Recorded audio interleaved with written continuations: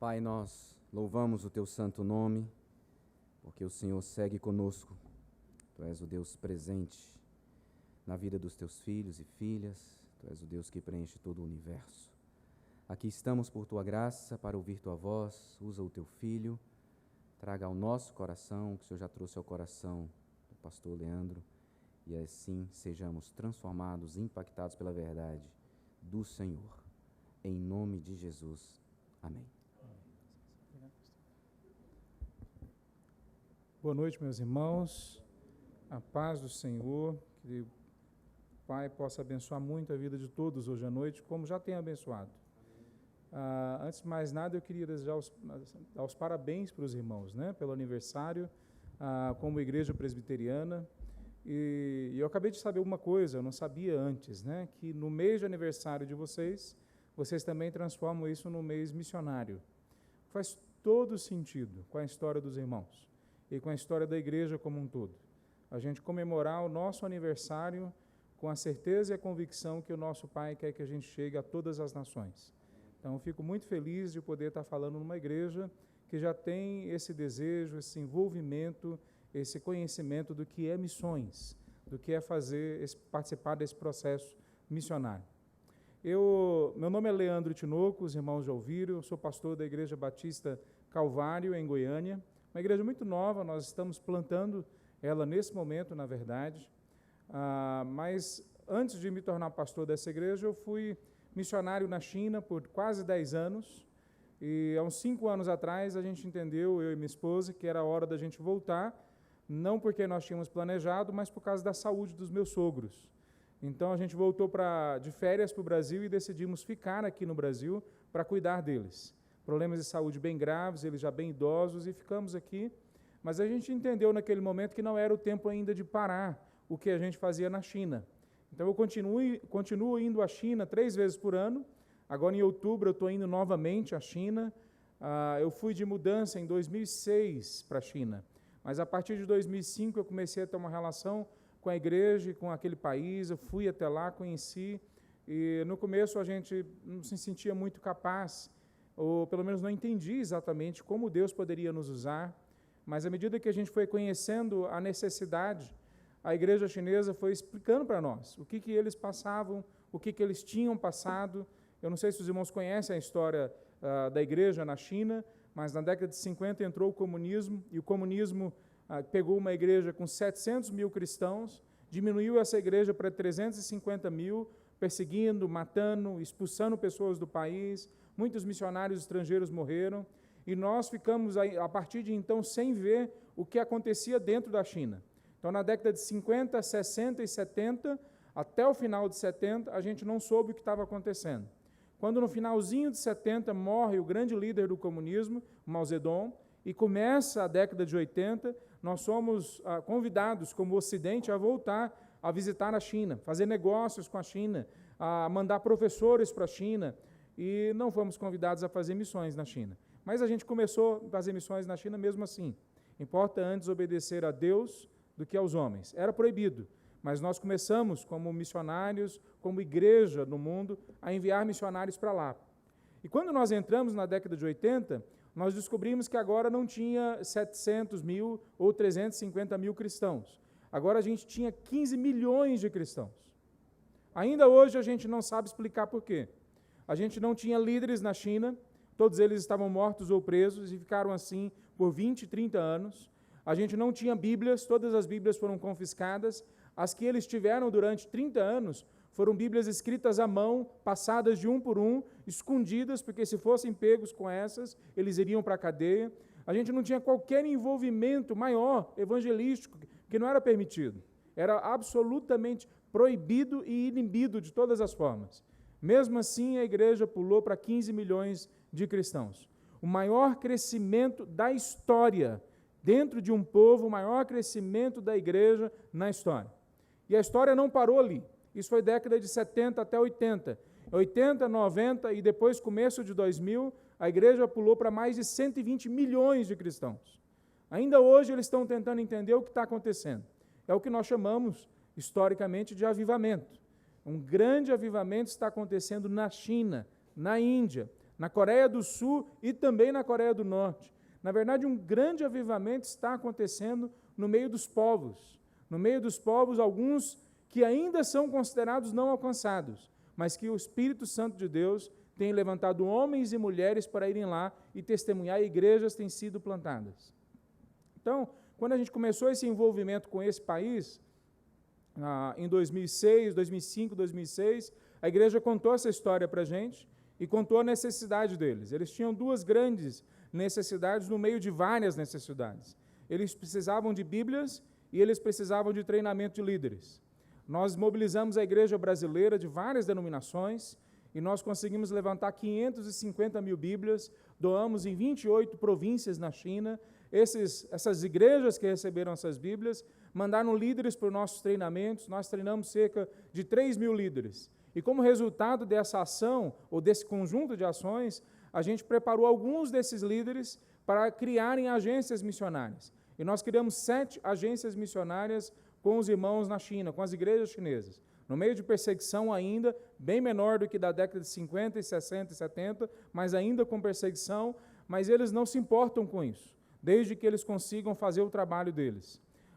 De lá para cá, de quando nós criamos para cá, nós já alcançamos mais de 30 povos, isso faz um pouco mais de 6 anos, e eu podia dizer para os irmãos que isso é fruto do nosso trabalho, mas não é exatamente assim que eu enxergo.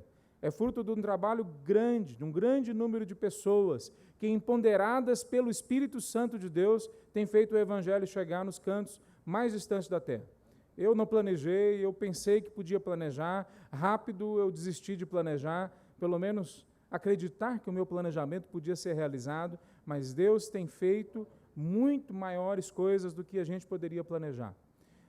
Uma das coisas que a gente tem que entender, e a gente vai falar um pouco de missões hoje, mas a gente precisa entender esse contexto maior aonde nós estamos entrando, para nós aterrissarmos com uma visão clara do que nós estamos falando. Quando nós falamos de missões, nós não estamos falando de uma parte da igreja, ou algo que a igreja faz, como, por exemplo, a música, como, por exemplo, o trabalho com as crianças ali atrás, como, por exemplo, a educação. Tudo isso é importante, faz parte do que a igreja é, do que a igreja precisa ser. A igreja precisa mostrar de várias formas quem é o nosso Deus, a quem nós servimos. Mas quando nós falamos de missões, nós estamos falando do grande alvo do nosso Deus, que desde o início da história, ou mesmo antes da história, se a gente ler Efésios capítulo 1, 1 Pedro capítulo 1, 1 Coríntios capítulo 1, nós vemos que Jesus foi escolhido antes da fundação do mundo para nos salvar. A história da salvação começa mesmo antes do pecado entrar na terra, porque Deus é um Deus missionário.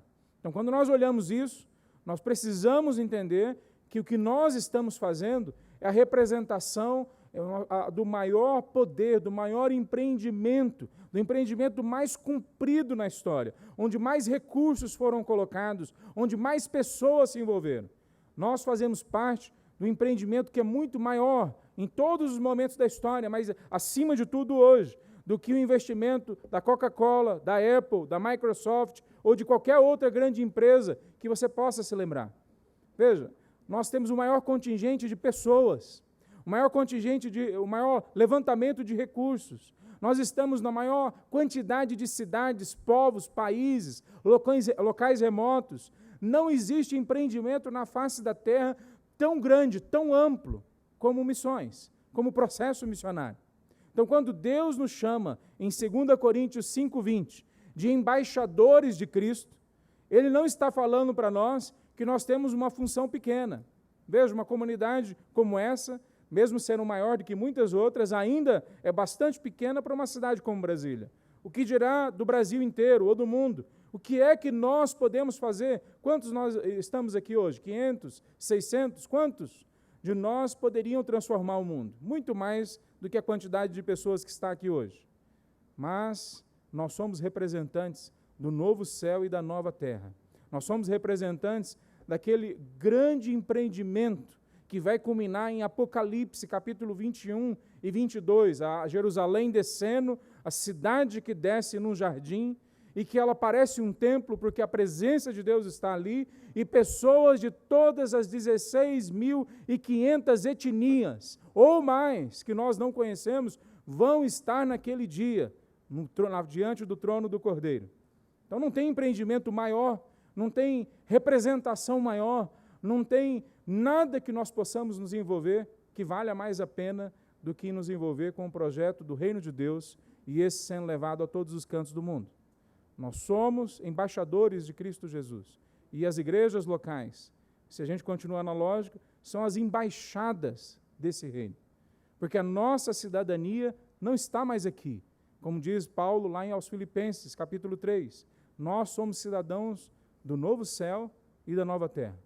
Meus irmãos, eu podia falar mais, e semana que vem a gente vai citar mais algumas coisas, mas se a gente vê a velocidade com que o Evangelho está caminhando nos últimos 30 anos, se a gente observa como tem caminhado, a gente vai ficar surpreso como que nós fizemos em 30 anos, em algumas áreas, mais do que a igreja fez em 1900 anos antes da gente. Há 30 anos atrás eu estava no seminário e nós precisávamos ainda entrar em 4.000 línguas que não tinham nada da palavra de Deus. Isso há 30 anos atrás.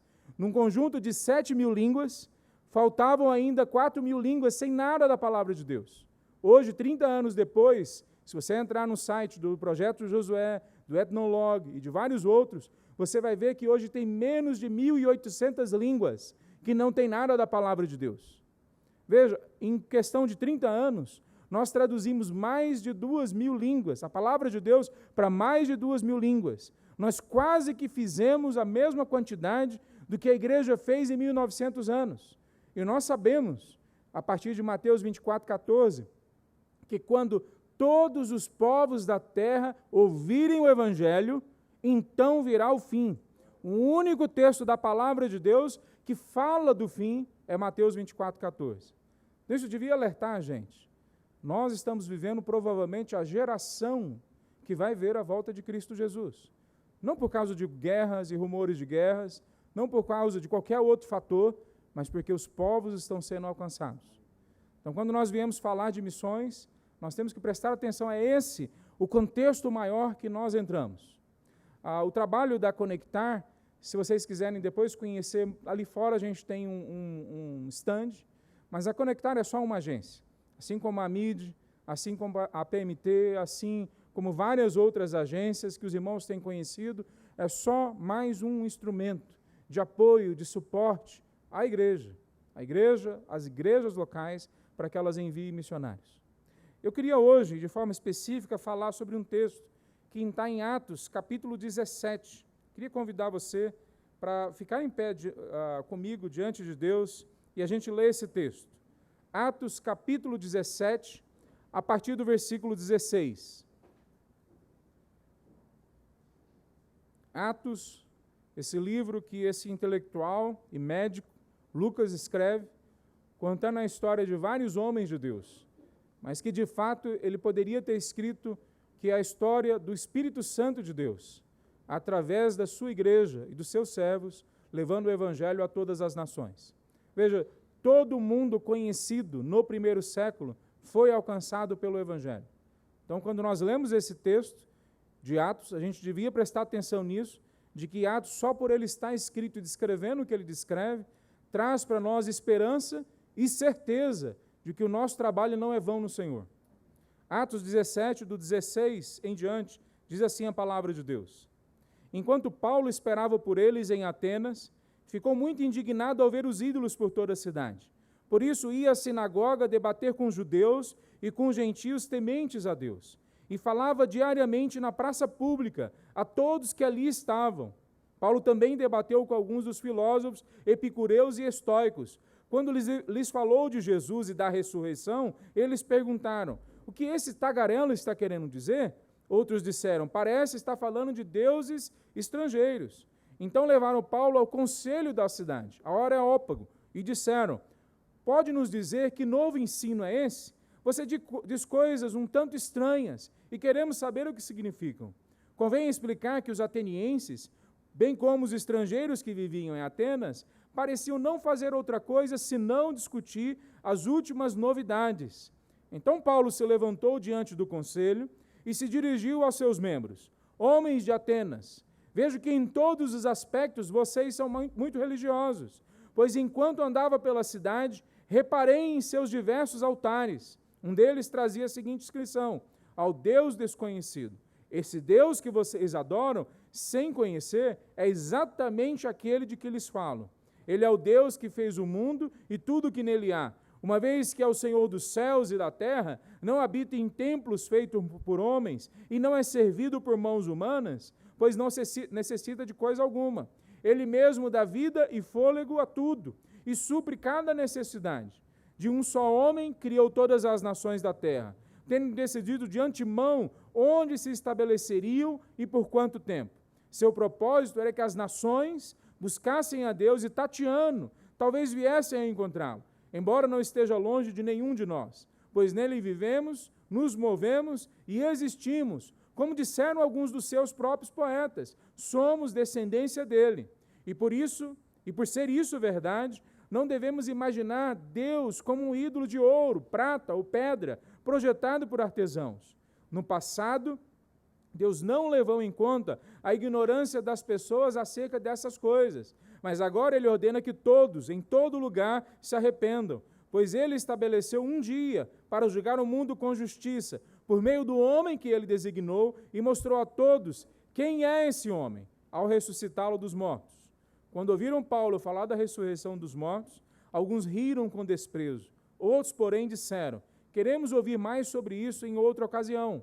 Então Paulo se retirou do conselho, mas alguns se juntaram a ele e creram. Então entre eles estavam Dionísio, membro do conselho, uma mulher chamada Dâmaris e alguns outros. Vamos orar. Santo Deus, tua palavra foi lida e nós clamamos agora que o Senhor fale com clareza aos nossos corações. Que nada, Senhor Deus, possa tirar a nossa atenção daquilo que o Senhor quer falar a nós. Ministre as nossas vidas, transforme a nossa história. Em nome de Jesus. Amém. Amém. Poderia sentar, meus irmãos. Querem privatizar e intimidar a nossa fé. Esse é o mundo que a gente vive agora e, de alguma forma, esse é o mundo que a gente sempre viveu. Teve momentos diferentes, mas hoje, mais do que nunca, a gente vive esse tempo em que a religião é privatizada, em que o que nós vivemos tem que ser só para nós, porque se nós falamos para alguém da nossa fé, nós estamos confrontando essa pessoa, nós estamos criando um embaraço, nós estamos querendo forçar a nossa meta-história, a nossa grande narrativa em cima da vida das pessoas. Nós somos, então, pessoas que não são benquistas quando nós falamos da nossa fé, quando nós falamos do que nós acreditamos, quando nós falamos de Deus. Veja, quando Paulo entra nesse local que nós acabamos de ler, alguma coisa semelhante está acontecendo ou vai acontecer na sequência. Enquanto ele está falando de um assunto que causa interesse àquelas pessoas que estão querendo ouvir uma coisa nova que tem aí na praça, faz sentido, mas quando não tem mais, eles não querem mais ouvir. O que acontece, então, quando o Evangelho vem para a praça pública? Quando o Evangelho vai para dentro da academia?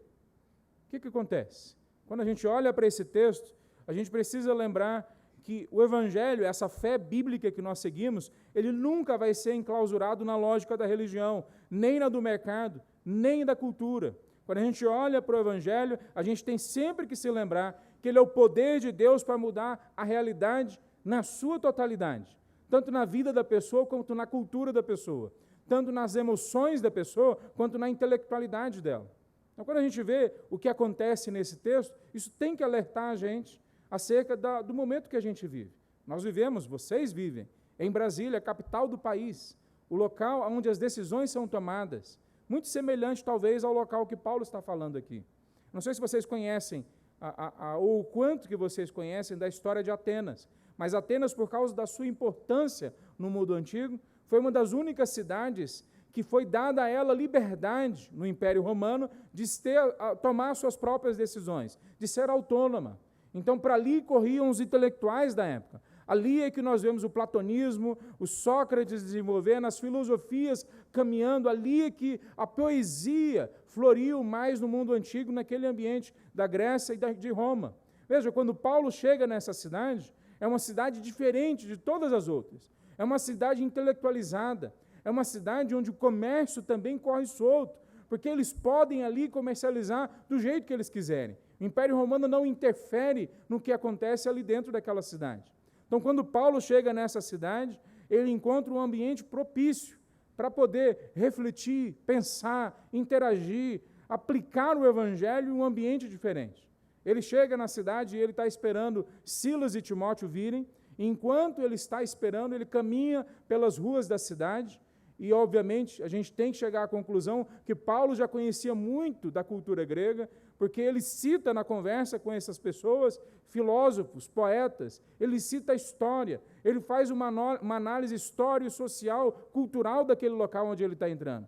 Quer dizer, o processo missionário que Paulo está não é um processo que ele vai só para as margens da cidade, alcançar os menos desfavorecidos, entregando para eles algum assistencialismo, por mais que isso faça parte do Evangelho. O que Paulo faz é ir para o centro da cultura, aonde a cultura se estabelece, aonde eles esclarecem qual que é o próximo passo que eles têm que dar como civilização. Veja, quando nós olhamos para esse texto, ele tem muitas conexões com o nosso momento. Não é à toa que Cristo, o Senhor Deus, escolheu vir no primeiro século para morrer na cruz por nós. Ele escolhe um momento muito diferente de todos os outros momentos, a não ser o momento que nós vivemos hoje. Existe uma globalização naquele momento. As estradas levam para todos os cantos, por isso que todos os caminhos levam a Roma. Daí que surgiu essa expressão. Então, eles têm uma conexão como nunca tiveram antes na história. E mesmo depois, só fomos ter isso agora, recente na nossa história. Eles têm pessoas falando a língua comum, que é o grego, eles espalham a filosofia, o pensamento, o direito romano para todo o ambiente do Império Romano. Eles têm todo um conjunto de estruturas, onde o Evangelho pode rapidamente, a partir de cidades estratégicas, se espalhar e transformar pessoas, línguas e povos de diferentes tradições. Veja, quando Paulo entra nessa cidade, então ele está entrando no que nós poderíamos talvez imaginar numa Harvard, ele está entrando no ambiente de Oxford, ele está entrando no ambiente da USP em São Paulo, ele também está entrando no meio do mercado. Veja, o nosso mercado hoje não é mais o que ele costumava ser, e muito menos o que costumava ser na época de Paulo. Na época de Paulo, o mercado era a praça. Ele ia para o meio da praça e chegava lá, tinha bancas, chegava lá, tinha um conjunto de pessoas vendendo os seus produtos, e ali eles comercializavam tudo, de pessoas a animais, de comida a pedra preciosa. Mais uma coisa acontecia na praça pública. Era o local onde eles discutiam filosofia, poesia, política. Era o local onde eles discutiam religião, onde eles discutiam todo da vida naquele local. Qual é o local onde nós discutimos essas coisas? Qual é o local onde nós vendemos os nossos produtos? Não é mais a praça pública. Agora é a internet. O local onde nós discutimos tudo, agora é a internet, é o Facebook, é o WhatsApp, é o YouTube, são as mídias sociais. O Google lançou um resultado de uma pesquisa que nos próximos 3 anos, mais de 80% de todo o resultado de pesquisa que tem no site deles, no Google, vai vir agora com vídeos, para que sejam autoexplicativos, fáceis de digerir, porque ninguém está lendo mais, ou pouca gente, especialmente o pessoal mais novo que eu, né? Não estão lendo mais coisas, eles estão vendo, eles estão assistindo, e é lá também que eles estão comprando coisas, é lá também que eles estão formando os seus conceitos, é lá também que eles estão formando os seus princípios, como viver como família, como viver como profissional, como viver como estudante, como viver como um cidadão no Brasil ou cidadão no mundo. Veja, Paulo vai para a praça pública, nós também temos que voltar para a praça pública. O que acontece quando o Evangelho vai para a praça pública e lidar tanto com o mercado quanto com a academia? Bom, vamos ver algumas coisas que essa missão de Paulo faz e que deveria também ser o jeito como nós, igreja, hoje, encaramos a nossa missão. Quer dizer, nós não podemos mais encarar a missão como uma coisa que é feita de qualquer jeito. Nós não podemos mais encarar a missão como se a missão pudesse ser feita em qualquer momento, por qualquer pessoa, sem preparo. Hoje nós estamos no momento da história, mais do que nunca, que nós precisamos encarar o fato de que muitos que não estão aceitando a Cristo Jesus, eles não estão aceitando porque eles não entenderam, não gostaram do Evangelho. Eles não estão aceitando porque nós não sabemos explicar o Evangelho, porque nós não sabemos esclarecer as verdades mais profundas daquilo que nós acreditamos. Então, o que Paulo faz no seu processo missionário quando ele chega nessa cidade intelectualizada que é a Academia de Atenas, que é o Areópago? Ele faz 4 coisas, pelo menos, ou 4 verdades que ajudam a gente a entender o fato de que o Evangelho é o poder de Deus para a transformação de todo aquele que crê, mas também de toda a cultura e de todo o processo cultural. Primeira coisa que ele demonstra a partir do trabalho dele é que a nossa fé nunca pode ser desprovida de razão. Paulo mostra para nós que quando ele entra nessa cidade, como eu já falei, ele faz uma pesquisa histórica.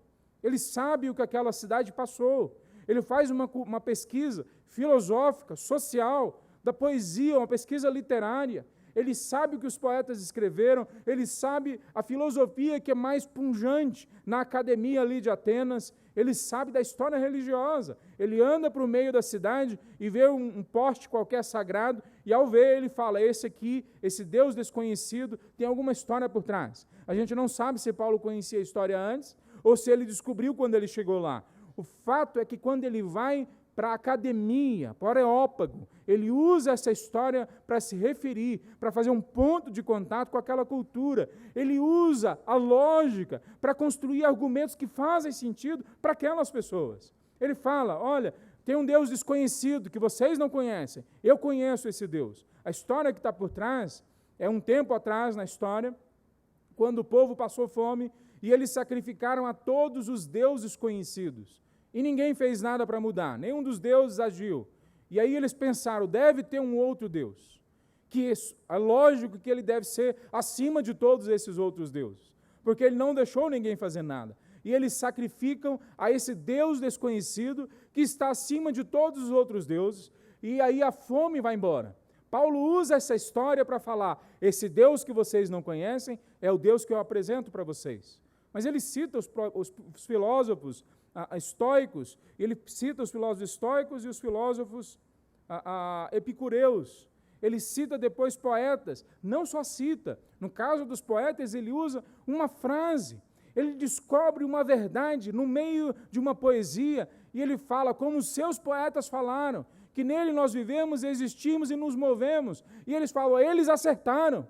Ele não diz que eles acertaram acerca de tudo, mas eles pegam uma coisa cultural e falam, a cultura de vocês também tem coisas bonitas, a cultura de vocês também tem o belo, a cultura de vocês também tem a verdade. E veja só, a verdade, o belo, essas coisas, riquezas que encontramos nas culturas dos outros, todas elas apontam para Deus. Elas não são salvíficas. Só quem salva é a mensagem clara de Jesus Cristo. Mas nós podemos encontrar em todas as culturas traços, perfis, momentos que a graça, a misericórdia, o que nós chamamos de graça comum, invade a vida das pessoas e cria no coração delas um desejo por conhecer a Deus. Mas nós nunca vamos saber identificar isso na cultura do outro se nós não fizermos perguntas, se nós não andarmos no meio deles, se nós não vemos os filmes que eles veem, se nós não ouvimos as músicas que eles ouvem, se não estudarmos literatura comparada, se nós não entrarmos fundo ao conhecimento antropológico e sociológico para entender como eles lidam com essas verdades. Paulo lida com tudo isso, e ele apresenta o Evangelho, não um Evangelho difícil de ser entendido, mas um Evangelho que vai direto no ponto. Veja, não é que tudo é fácil. Paulo vê, os textos citam para nós, Lucas fala que eles interpretaram que Paulo não estava falando de um Deus, mas de 2 deuses, que era Jesus e a ressurreição. Eles entendem que é um Deus homem e um Deus mulher. São 2 deuses que eles estão pensando que Paulo está falando.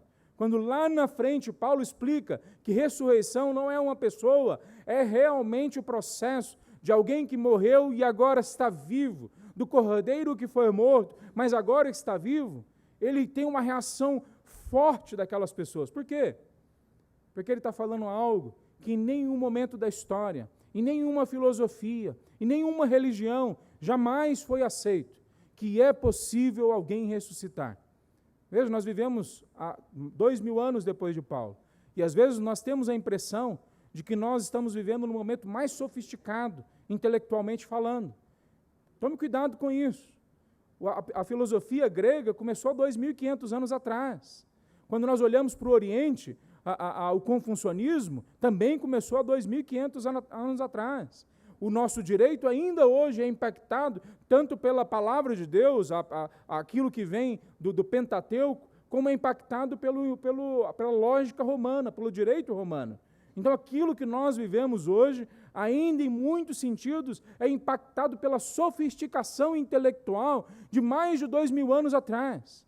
Pois bem, Paulo não tem problemas em levar para um ambiente absolutamente sofisticado intelectualmente a verdade de que Cristo morreu por nós e de que Ele ressuscitou ao terceiro dia. Nós precisamos entender que a fé, ela vai além da razão, mas ela não joga fora a razão.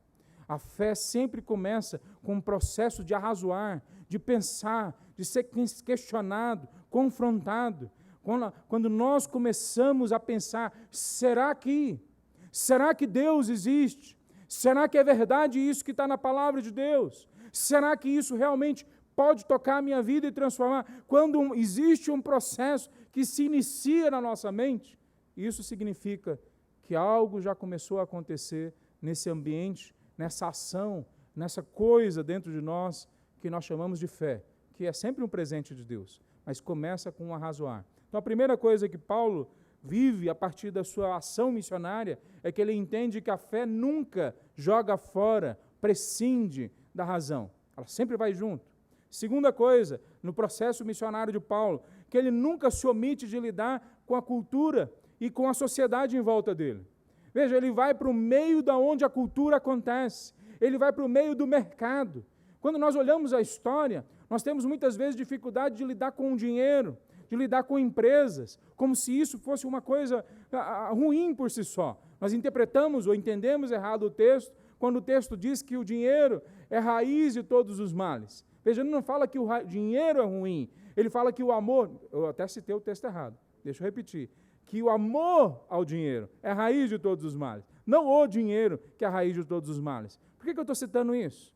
Porque Paulo entra dentro de Atenas como empresário, ele não entra dentro de Atenas como professor, simplesmente, ele não entra dentro de Atenas como um missionário de uma outra religião que ninguém conhece, ele é fazedor de tendas.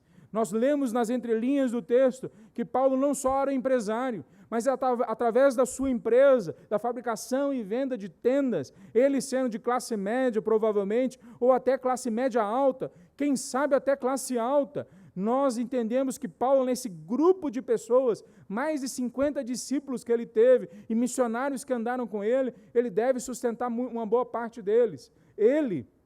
A maior parte do tempo ministerial dele se autossustenta a partir do seu trabalho.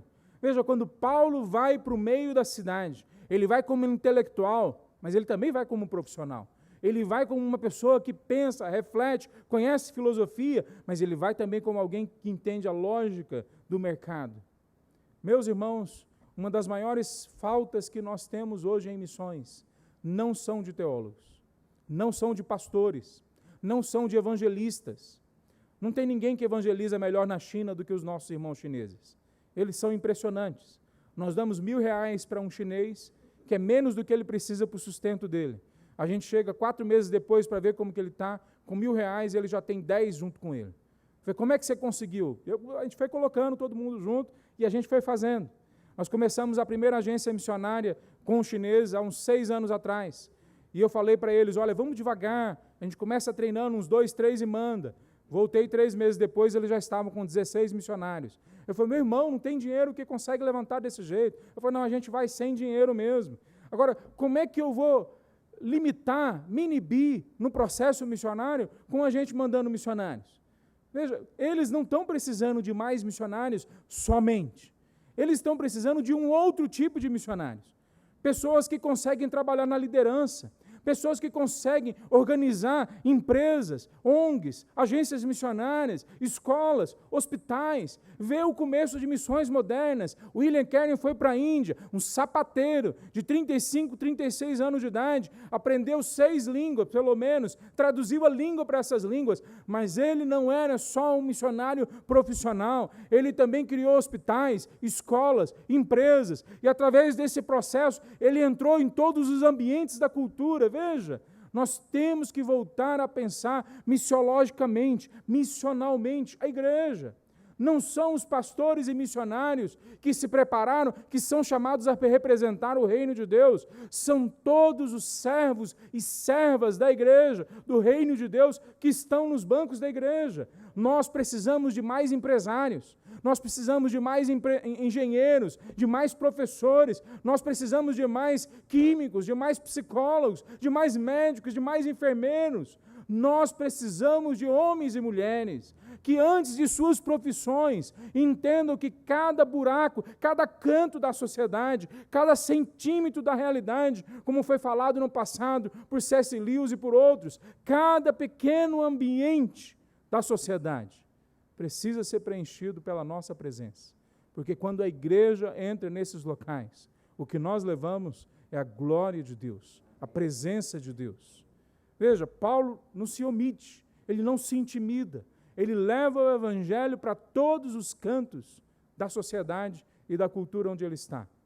Eu lembro quando eu estava estudando chinês, eu fiz literatura chinesa em Beijing, numa universidade, e um dia o meu professor de literatura moderna, citou um texto de 100 anos atrás, de um escritor que tinha estudado na Inglaterra. Eu sabia porque eu tinha lido na aula, ele não falou sobre isso.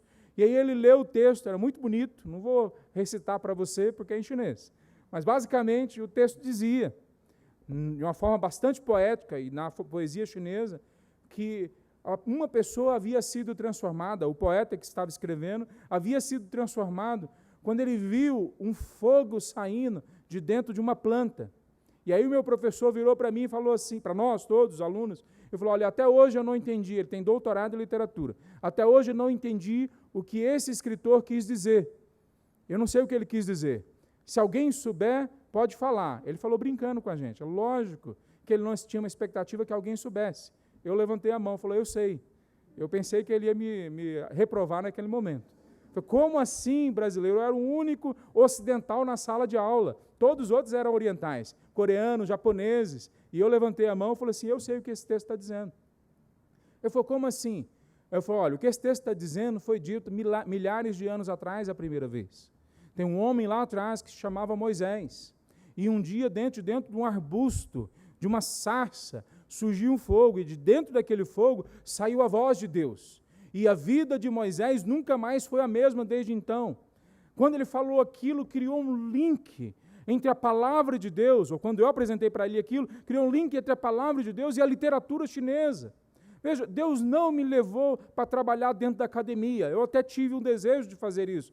Mas Deus não me levou para fazer isso. Mas naquele dia, uma das coisas que veio no meu coração foi me lembrar, eu sou de Brasília, me lembrar quantas vezes eu fui na UNB e conversei com universitários cristãos que faziam literatura, que faziam sociologia, antropologia, que gostavam de ler, e eu fiquei pensando, se tivéssemos mais jovenzinhos aqui, que mesmo que não se entendessem como missionários, mas que fossem crentes em Cristo Jesus, e fossem estudar literatura nas universidades da China, agora eles poderiam ter um projeto de vida de longo prazo, para estudar a literatura chinesa, e mostrar como a beleza do Evangelho, mesmo nas culturas mais distantes, está lá dentro também, aponta para a presença, e para a ação, e para o que Cristo fez na cruz de Cristo. Veja, nós precisamos entender que o Evangelho não precisa se omitir e não precisa ter medo. Nós podemos entrar em todos os ambientes, mesmo nos ambientes mais hostis e sofisticados que normalmente estão dentro das academias. Terceira coisa que a ação missionária de Paulo deve inspirar a gente é que a fé, ela sempre invade esses espaços da sociedade, mas agora não só através de pessoas, mas de novas estruturas. Veja, quando Paulo vai conversar com eles, ele vai para dentro de uma estrutura, primeiro, que são as sinagogas. Depois ele vai para dentro de outra estrutura, que é a academia. Ele tinha já passado pela praça, estruturas que estão ali em volta, mas ele junta depois esses que se convertem e trazem para dentro de uma estrutura que é a igreja local. Ele continua, se você continua lendo o texto, você vê o que Paulo fez em outras cidades, ele sempre vai criando estruturas para transformar a realidade daquela sociedade. Quando nós comemoramos a reforma, quando nós comemoramos aquilo que a reforma trouxe de mudança, Nós precisamos observar com clareza a história. Olha o que aconteceu quando Calvino, ou mesmo Lutero, ou outros, escreviam qualquer coisa, há 500 anos atrás ou mais. Na mesma semana, o que eles escreviam eram passado para outras cidades na Europa. E é por isso que há 500 anos atrás, sem internet, sem o correio como nós entendemos hoje, mesmo sem estados, como nós hoje temos espalhados pelo mundo, nações como estão hoje, a reforma conseguiu se espalhar. Por quê? Foi criado estruturas onde foi possível que o evangelho, durante a reforma, chegasse em diferentes locais. Veja, os reformadores tentaram entrar na academia e não conseguiram. O que eles fizeram? Voltaram para dentro das quatro paredes e ficaram lá fechados? Aqui não dá para a gente fazer muita coisa. Não. Eles criaram as suas universidades, eles criaram as suas escolas, eles criaram os seus hospitais. Quando nós olhamos um pouco mais para frente, os moravianos, quando falaram para eles que eles tinham que ser enviados como missionários, eles pensaram, como que a gente vai fazer? E eles chegaram a duas conclusões. Eles falaram, há locais aonde nós podemos ir, e somos livres para ir. Nesses locais, a igreja também não vai ter dinheiro para sustentar. Então nós vamos abrir pequenas empresas. Então surgiu agora o que nós chamamos de business as mission, negócio como missões. Surgiu com os moravianos, ou muito antes com Paulo lá atrás. Mas a segunda conclusão dos moravianos foi muito interessante. Eles chegaram à conclusão de aqueles locais aonde nós não somos bem-vindos, nesses locais nós vamos nos vender como escravos. Como escravos. Meus irmãos, nós precisamos entender que cultura nenhuma vai ser mudada só com palavras. Cultura nenhuma vai ser mudada só com a gente falando lá fora de coisas que nós acreditamos. Nós precisamos criar estruturas, empresas que sejam empresas do reino, hospitais e escolas que mostrem os valores do reino. Nós precisamos criar ONGs que possam mostrar a ação efetiva do reino em cuidar de pessoas que precisam do nosso cuidado. Acima de tudo, nós temos que criar igrejas locais, plantar igrejas locais saudáveis em todos os cantos possíveis. Eu moro em Goiânia, por causa do cuidado dos meus sogros, e lá nós temos muitos prédios de igreja. É considerado uma das cidades mais evangelizadas do Brasil. Mas vou falar uma coisa para você, o IBGE diz que tem 1 milhão de pessoas que estão fora das igrejas, lá em Goiânia. 1 milhão de pessoas. Eu fiquei imaginando quantas pessoas aqui em Brasília estão fora das nossas igrejas. Nós precisamos levar não só palavras, nós temos que levar estruturas que possam encaixar a nossa realidade, o nosso jeito de olhar a realidade. Paulo vai para dentro dessa cultura e das culturas onde ele estava, estabelece escolas, estabelece a igreja, estabelece um novo jeito, a cidade sobre o monte, o sal da terra. Ele não é uma coisa subjetiva, é uma coisa clara, consistente, que é apresentado nessas novas culturas. A quarta coisa que a gente vê nessa ação missionária de Paulo é que a fé que Paulo tinha, a ação missionária dele, que é baseada no Evangelho, na clareza do Evangelho, sempre levava ele à proclamação. Ele não se intimidava em falar a verdade clara do Evangelho. Não era muito melhor no Areópago que Paulo, no final de sua mensagem, omitisse aquilo que poderia trazer algum transtorno? Não era muito melhor que no final de sua mensagem ele falasse assim, ok, para quem quiser ouvir mais, depois eu falo desse ponto. Não, não era melhor. Por quê? Porque o Evangelho não é tudo que nós falamos sobre o cristianismo. O Evangelho é uma mensagem concisa, muito clara, que se não for apresentada, nós podemos ter cristãos, inclusive, que parecem crentes, que se comportam como crentes, que têm a ética cristã em suas vidas, mas que ainda não têm Jesus em seus corações. Meus irmãos, a mensagem concisa do Evangelho é que Deus nos criou, nós pecamos e nos afastamos dele. E ele fez um plano e mandou o seu Filho para morrer em nosso lugar. Hoje nós precisamos nos entregar a Cristo Jesus como nosso Salvador. E um dia ele vai voltar para nos restaurar a nova ordem, ao novo céu, à nova terra, ao jardim. Vai nos restaurar ao projeto original que ele tem para as nossas vidas. Veja, nós podemos pregar um monte de coisas sobre a palavra de Deus. E nós podemos, inclusive, terminar de pregar, e um católico vir e pregar, e depois um budista vir e pregar, e depois um islamista vir e pregar, e todos nós falarmos coisas muito similares. Porque se nós pregarmos um evangelho que parece religião, mas não apresenta a verdade concisa da salvação, nós fracassamos. Meus irmãos, a nossa sociedade em volta de nós precisa uma vez mais ouvir que só Jesus salva. Só Ele salva, ninguém mais. Nós precisamos uma vez mais olhar no rosto das pessoas e dizer com todo o amor e misericórdia que a gente pode ter, clamar a Deus para dar isso para nós, mas olhar no olho deles, e talvez você seja uma dessas pessoas hoje à noite, e falar: o destino eterno daqueles que não conhecem e se entregam a Cristo é o inferno. Nós precisamos proclamar o Evangelho. Essa é a clareza com que nós temos que ir lá para fora. Veja, a mensagem do Evangelho, ela é concisa, ela implica a toda a vida, ela tem implicações para a vida como um todo, ela mexe com tudo que nós somos e que temos, mas ela é uma mensagem bastante simples, e tudo aquilo que é simples é muito difícil de ser realizado. Eu queria concluir hoje à noite falando duas implicações para a sua vida. A primeira implicação é que, preste atenção nisso, Deus sabe o que você conhece. Deus sabe a literatura que você gosta de ler. Deus sabe qual música você gosta de escutar. Ele sabe quais séries na TV que você gosta de assistir. Deus sabe quais são as suas dúvidas acerca do Evangelho, quais são os seus medos quando você chega diante das pessoas e tem que falar o que você acredita. Deus conhece a realidade da sua cultura familiar, da cultura maior da grande família que você faz parte. Ele sabe aquilo que se passa no seu ambiente específico. Então não tenha medo.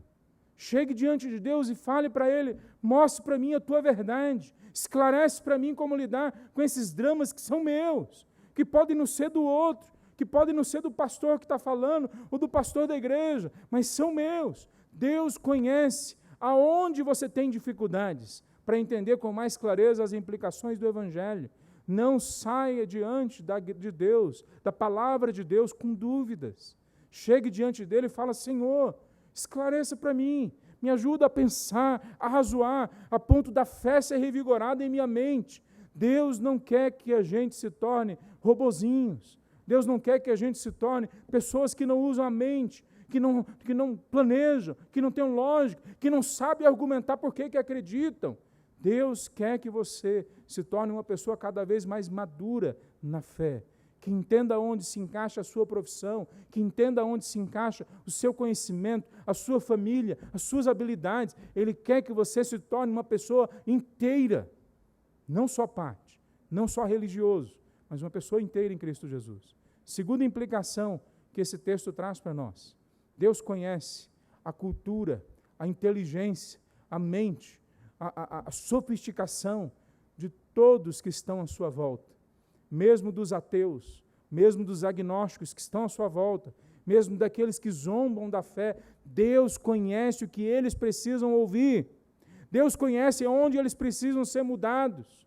Deus conhece a falha lógica que existe no pensamento deles. Então, não tenha medo de chegar diante das pessoas em volta de você e apresentar a lógica do Evangelho, porque o nosso culto a Deus é sempre um culto racional, que faz sentido para todos. Por isso que em 1 Coríntios, capítulo 14, Paulo fala que ele prefere falar uma língua só, de um jeito só, e não um monte de línguas. Por quê? Porque quando alguém lá de fora ouve o que ele está falando, ele quer que essa pessoa entenda com clareza o Evangelho.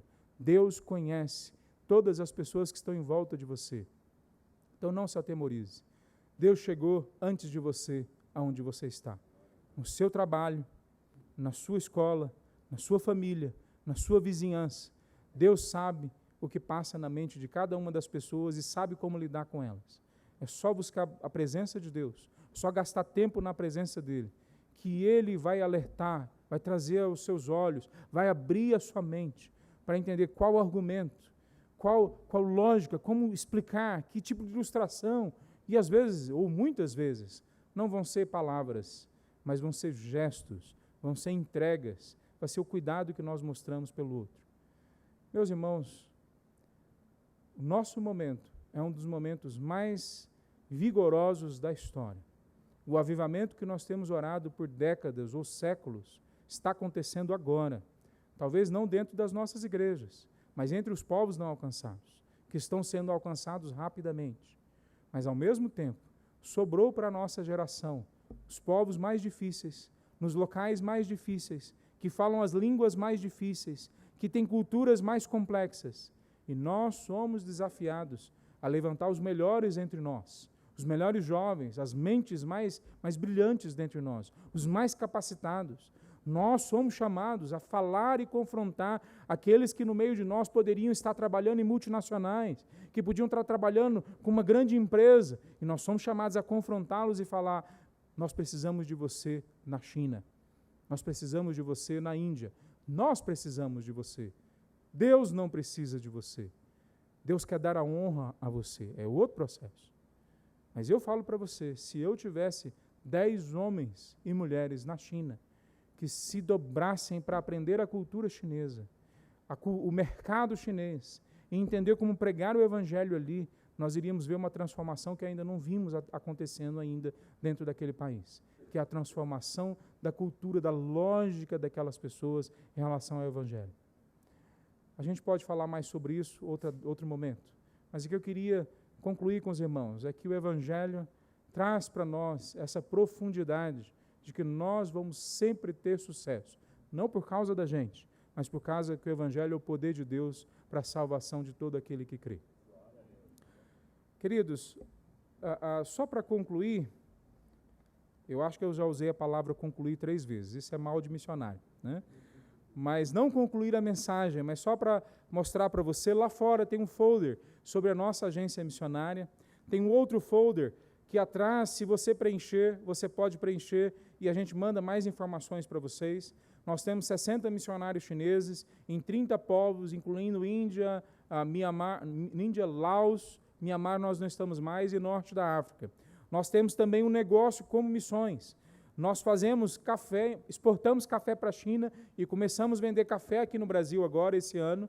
Então, café cápsula para máquina Nespresso, ou café em pó. Se você quiser conhecer ali fora, tudo que nós fazemos nessa empresa tem uma proposta missionária.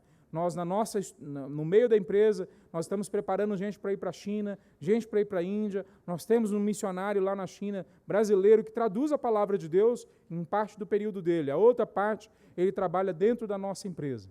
Então, é uma forma para nós termos uma identidade, mas, ao mesmo tempo, uma conexão com a cultura e com as pessoas no povo lá chinês. Mas também é uma forma que nós usamos aqui no Brasil para incentivar homens e mulheres profissionais e empresários a usarem as suas estruturas para mostrar o evangelho. Que Deus possa nos abençoar a todos e eu fico muito feliz de poder estar com os irmãos aqui. Amém.